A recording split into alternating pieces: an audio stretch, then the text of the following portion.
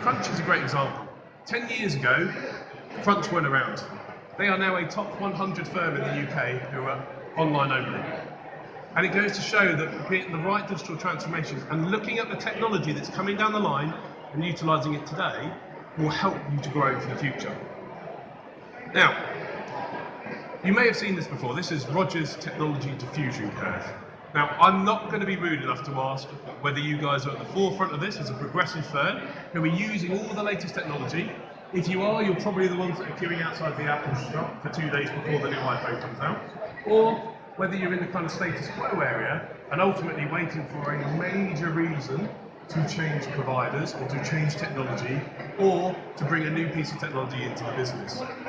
The important point here is that if you look at it, 50% of any market are resistant to change.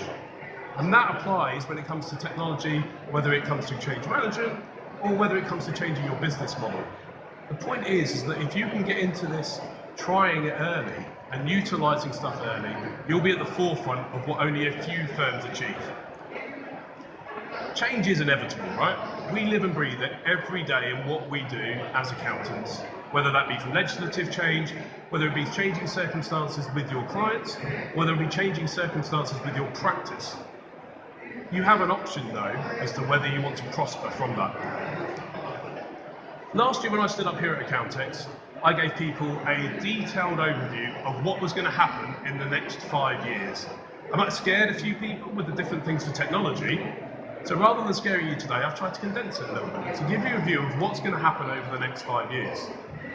Our market landscape is changing dramatically. Today, based upon studies that we at IRIS have done and some of the research, roughly 70% of any practice's income comes from compliance services. Therefore, 30% comes from added value, advisory work. Over the next few years, that's going to change to a 50-50 split. And the big driver behind that is technology and some of these items here.